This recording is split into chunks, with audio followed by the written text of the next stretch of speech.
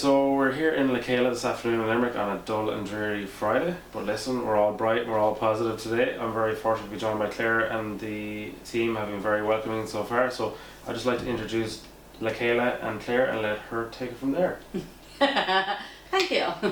Well, Cheile is a peer support project. We support people who are living with mental health difficulties or have difficulty coping through, and we do it through a variety of groups or activities. Yeah. So we don't do therapies as such, but what we do is, like today we have a music group on, and for the last couple of weeks they've been learning how to play the ukulele. Oh, lovely. So yeah, so you know what I mean, it's a bit of crack, it's a bit of fun, it's learning a new skill, it's being with other people, and being with other people who have been in a similar situation. Yeah, absolutely. You know, so for the participant it's like-minded.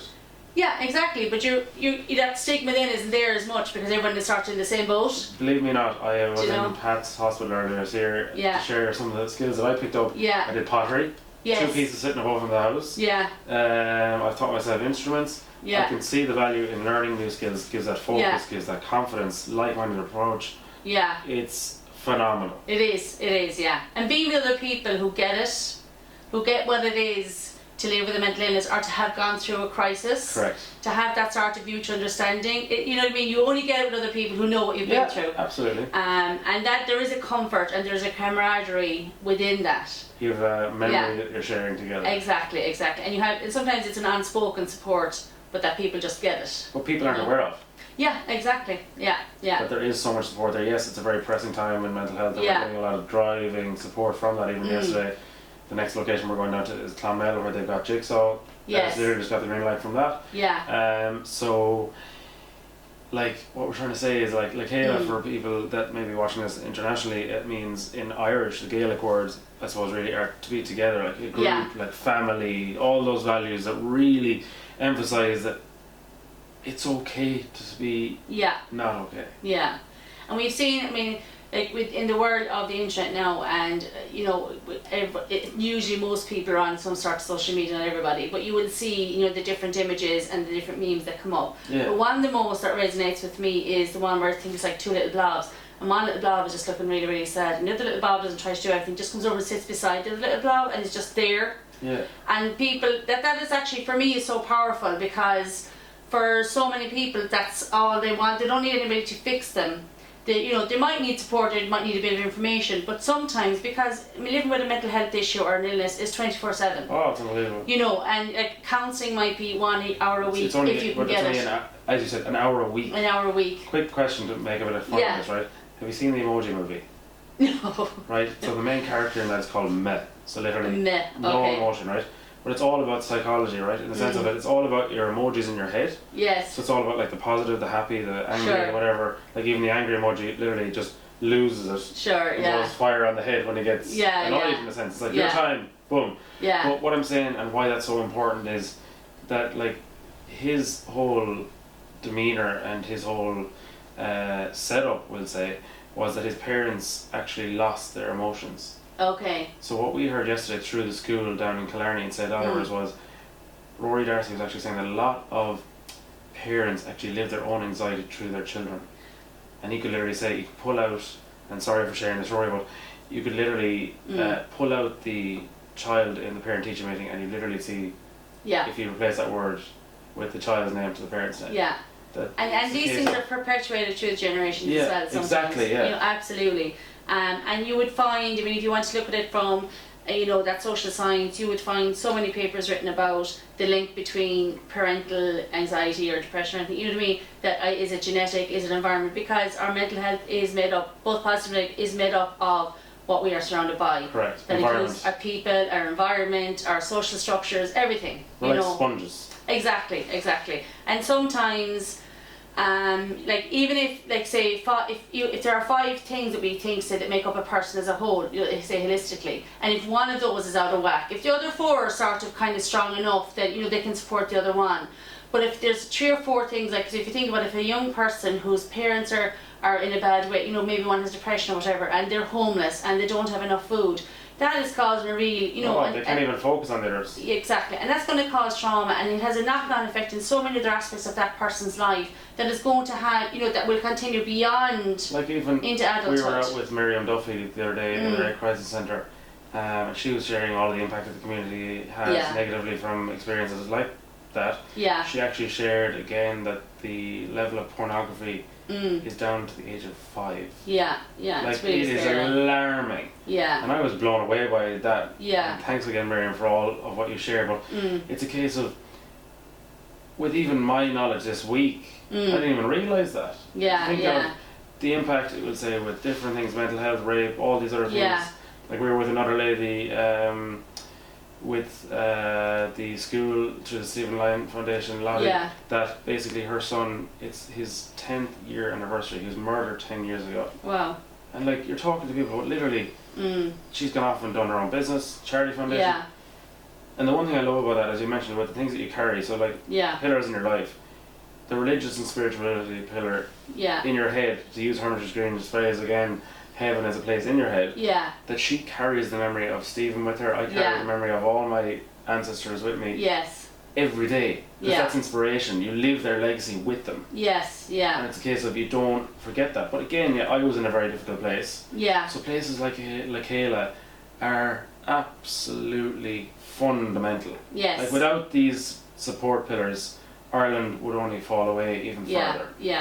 Well, the voluntary sector is the caring sector. Correct. You know, it is, and it is filled with people who are using their own life experiences to support other people and using them in a positive way. So it's like that. It's coming at it from a very, very negative, a very, very sad place. I won't say negative, very, very sad place. Whatever that sadness is coming from, and you know, and some people are able to use that as a motivation to want to do more. But at the same time, what I want to say to anybody who might be thinking, oh, I've been through something, maybe I should be giving back. No, I mean, looking after yourself is enough. I mean, we all have a responsibility the only thing you need to try and look after selfish. ourselves. Be selfish, look after yourself. If you're doing that for yourself and you're making sure that you're okay as much, it does. Absolutely, it does. Because even that modelling behaviour of seeing a person who's been through something and surviving it and doing, you know, living their life, that is modelling the type of behaviour that people want to see when they're going through something themselves. We had a conversation this morning. I've tried to kill myself this year, I don't know how many times. Right.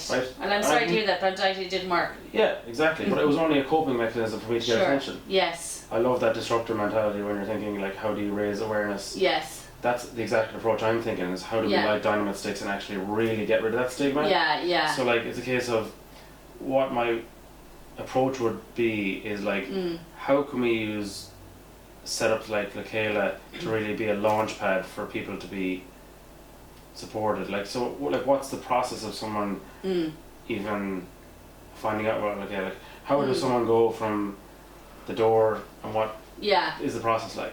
Well, basically, people can self-refer, or they may be referred by people they're getting support from. Okay. But you know, and then they just we have a couple of drop-ins. They can ring, they can email, they can just drop in. We let them know what's happening, we let them know what's on, and then they're just welcome to come along. We do have a saying, and it's something we do live by, that we meet the person. So I would never ever ask a person, like, what, you know, why are you here? Or, you know, I don't want to know a diagnosis, I don't want to know anything of that. That is completely up to them if they want to disclose to me. Because I understand enough about stigma to know that if someone is walking in this store, they feel they need it. And that's all I need to know, you know, for any reason. And we're happy then to be here. You know what I mean? Like when you say the fundamentals, we do try to keep the fun in the fundamentals. Yeah, you know, I love we do feel That's it is. brilliant. You know, because when people think about mental health and organisations, institutions, I'm not sure maybe what to think of. And we have to think about where people get their information from. And people tend to get their information from media. So can tend to be either that super story around mental health, someone who has gone through loads and loads of shite, for want of a better word, and has come out the other end. Do you know what I mean? Really, really strong, and, you know, turned into positive and stuff like that, and that's all great. Or it's somebody is in trouble with the law, or, you know, it's this always one extreme or the other. And so many people are just in the middle. Can I share a quick personal story, and then we have to tie this up, unfortunately, we're cut for time, and I appreciate it to give you your afternoon back as well. But I was in St. Patrick's 3 weeks, right? Yeah. Fortunate enough to get in there. My corporate setup to get in there was incredible. Yes. It was so hard. Yeah. As in, like, I was so fortunate to get in, but it was really hard to get in there. Yeah. It's such a positive place. Yes. It's like a hotel on steroids. Like, yes. It's a case of, like, it's so positive and it gives you so much support. But I still have the challenge to actually, this week again, get a copy of the discharge letter to which I was very fortunately given a clean bill of health to people in my own personal friends network they can't understand that I'm so positive. They literally can't comprehend it. Yeah. But again, to St. Pat's and everything, and thanks again to everyone on the team in there, we'll be in there very shortly. It's a case of people aren't aware of these associations and things, and they all have this barrier of an assumption, thinking, no, that's you're crazy if you go there. So like, what I'd like to say is, with your final thoughts, and my last question is, where with the stigma do you think places like Cheile can actually leverage that momentum? Like what's your view on the stigma? Like what would you like to do to challenge that? It's so many ways. I mean, sometimes I liken it to, if you think about talking about cancer 20 years ago. Yeah. And that wasn't just one act that helped us all to now talk about cancer and to go and get ourselves checked, and you know what I mean? There was huge awareness campaigns. The government put a lot of money into specific campaigns, advising people where to go, what to do, stuff like that. They also put a lot of money into the services to support people to get diagnosed early, you know, when they got diagnosed and what was going to happen and all that information. And then that then had a ripple out effect out to people out in the community. So like our government and our politicians have a big role to play there. But then as well, I do believe in community in Ireland. And I think we're very unique in that we have like what I call like little red hen syndrome.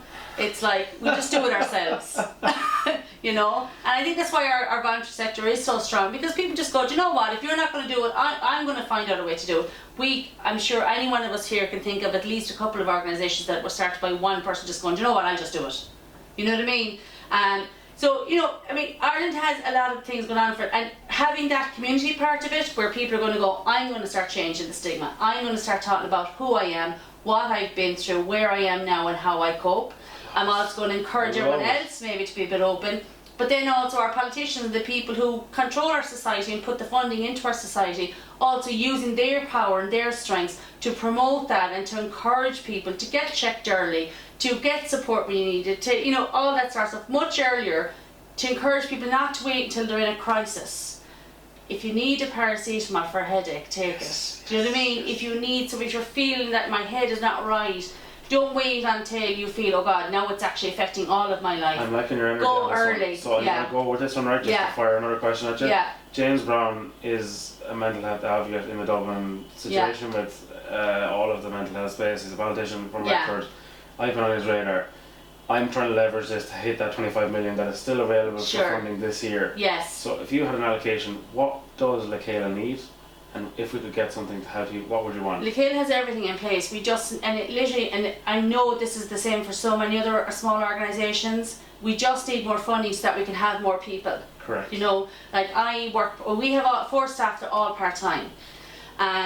If we could be open more often and we could have that option for people to drop in, if we could try and access, you know, start targeting more members of society, because even though there's a lot of information there, like Jigsaw is for young people, but that is for young people with mild difficulties. Correct. There's very little there except for CAMS, which is the Child and Adolescent Mental Health Services for young people, you know, who are in moderate to severe difficulties. Like that's a cohort of people that really need a lot of support. Yes. But you know, if you can get it along the way, so that all the way from mild up, that there's somewhere for people to go, they can feel like they're wanted, there's supports there to help them be included in society, that, you know, if they're having like the worst day ever, there's somewhere for them to go. It also gives their family a break. You know what I mean? I know we talk about money, everything is there. All the government needs to do is put funding into it. Grow is there, Shine is there, Smartin's there, Mental Health Association is there, Mental Health Ireland is there, Aware is there, Jigsaw is there, Pieta House is there, just Aware is there. The striking thing to what you're just saying is the funding is already allocated. Yes.